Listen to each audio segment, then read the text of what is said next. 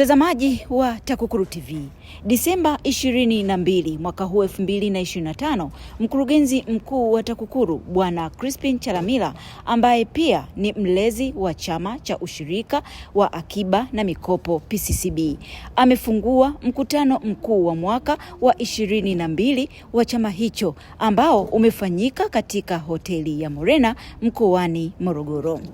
Mkutano huo unafanyika kwa siku 2 kwa lengo la kutathmini maendeleo ya chama kwa mwaka 2025 na kuweka mikakati ya utekelezaji kwa mwaka 2026.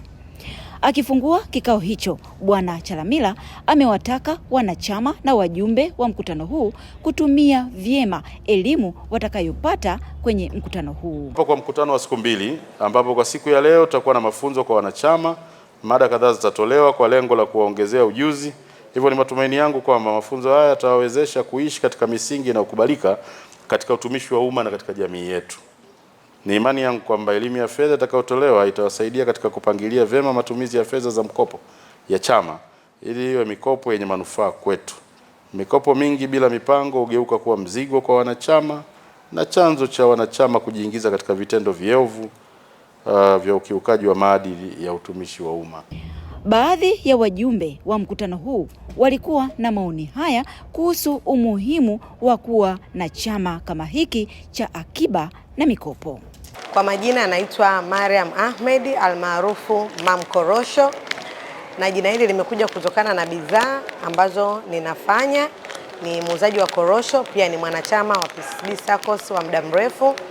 Mimi kama Mam Korosho ninapenda kushukuru taasisi yangu chini ya mwamvuli wa SACCOS kwa maana imekuwa chanzo kikubwa sana cha mkopo kuendesha biashara yangu. Mimi ni muuzaji wa bidhaa ya korosho na bidhaa zingine za nuts ambazo sio tu kujipatia kipato na wanachama au watumishi wenzangu wengine kufurahia kama snacks, lakini pia ni nzuri kwa ajili ya afya. Kwa hiyo tunaboresha afya. Tuna almond ambazo zina activate brain ikiwa active inajua sasa nimechukua mkopo huu nifanye nini, mkopo wangu uniendeleze na sio unididimize. Pia naamini kupitia platform hii ya SACCOS na kuna wajasiriamali wengine pia tofauti na mimi, wote tunanufaika na kwa kuunganishwa na wanachama wenzetu wengine nchi nzima, lakini tunanufaika chini ya mwamvuli wa SACCOS kwa kupata mitaji. Natoa wito kwa wanachama wenzangu wa SACCOS, lakini watumishi wengine ambao bado hawajajiunga na SACCOS na wananchi pia kwa ujumla ambao labda hawana elimu ya kutosha kuhusu SACCOS waweze kufuatilia kupata elimu hizo, na wakishapata elimu waweze kujiunga, kwa sababu ukilinganisha mikopo ambayo mimi nanufaika kutoka SACCOS kwenye biashara yangu ni mikopo rafiki sana, hasa ukizingatia riba zinazochajiwa kwenye taasisi zingine za kifedha kama hizi. Tunasikia mikopo ya kausha damu, mikopo mingine hata ya benki za kawaida ambazo zinafahamika, bado riba zao ni kubwa ukilinganisha na hizi asasi za SACCOS au vyama vya ushirika kama ilivyo hii PCCB SACCOS. Faida mojawapo ni kwamba tunajua maendeleo ya PCCB SACCOS tangu ianzishwe hadi siku ya leo ambapo tunahudhuria mkutano huu wa 22. Lakini pia tunaangalia manufaa mengine kama vile namna ambavyo tunaweza tukakopa, namna ambavyo tunaweza tukarekebisha riba za mikopo. Manufaa mengine tunapata pia kujumuika na kujadili masuala mbalimbali yanayohusiana na PCCB SACCOS. Jambo lingine la muhimu sana ambalo tunafaidika nalo ni kwamba inatujengea umoja, mshikamano na upendo. Mambo yote tunayajadili katika misingi ya uwazi, na tunaonyesha kwamba sisi kama TAKUKURU ni sehemu kubwa sana ya kuonyesha uwazi katika tendaji mbalimbali za vyama vya ushirika. Tuna vyama vya ushirika vingi nchini, lakini sisi lengo letu katika ile dira na dhima ya chama cha PCCB SACCOS, moja ni kuwa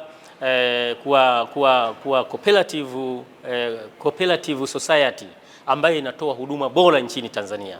Lakini pia ukiangalia kwenye dhima yetu tunasema ni kunyanyua uchumi wa wanachama ndani ya PCCB SACCOS. Na haya mambo tunayaona, riba inashuka, mikopo inatolewa, lakini na mlezi anatupatia fursa nzuri sana ya kutushauri namna ambavyo tunaweza tukatekeleza kazi ndani ya PCCB au ndani ya chama cha ushirika cha PCCB SACCOS. Mimi kama mwanachama nimenufaika kwa vitu vingi sana. Kwanza nimepata fursa ya kukopa.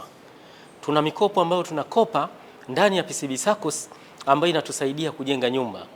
Inatusaidia wakati mwingine tuna mikopo kama ya elimu, tunalipa ada. Tuna mikopo mingine inatusaidia kwa ajili ya kufanya maendeleo binafsi. Kwa hiyo kiukweli ukiachilia tu kukutana kama ulivyoniuliza swali, tunafaidika na mikopo, na tunapopata zile fedha tunazifanyia maendeleo binafsi, maendeleo ya jamii, lakini na wanaotuzunguka pia wanafaidika vizuri sana kutokana na mikopo tunayochukua ndani ya PCB SACCOS, tena kwa riba nafuu. Hilo tunamshukuru sana na tunaendelea kushukuru chama na viongozi. Mimi kama mwanachama wa PCB SACCOS nimeona manufaa mengi sana kupitia SACCOS hii, kama ambavyo kauli mbiu inasema kwamba SACCOS ni suluhisho la mtaji. Kwa hiyo kupitia SACCOS hii mimi kama mwanachama nimefaidika. SACCOS inazo bidhaa mbalimbali ambazo ni pamoja na mikopo ya elimu, mikopo ya maendeleo, mikopo ya bidhaa. Kwa hiyo kupitia SACCOS hii sisi kama wanachama tunanufaika na hii mikopo, na mikopo hii ni mikopo ambayo ina riba ndogo kabisa. Kwa hiyo mikopo hii inatuwezesha sisi wanachama kufanya shughuli za maendeleo. Kupitia mikopo ya maendeleo ambayo inatolewa na PCCB SACCOS, mwanachama anaweza kufungua biashara, na biashara hii kwa sababu anaifanya katika jamii, kwa maana hiyo basi hata jamii inanufaika moja kwa moja kupitia PCCB SACCOS. Kwa hiyo mimi kama mwanachama nawasihi watumishi wenzangu wa PCCB ambao hawajajiunga bado na PCCB SACCOS, basi wasichelewe, wajiunge mara moja na SACCOS yetu ya PCCB ili SACCOS yetu iendelee kukua na tuweze kuona manufaa zaidi kupitia SACCOS yetu. Tuepuke kwenda kukopa mikopo ambayo ina riba kubwa ambazo zinatuumiza.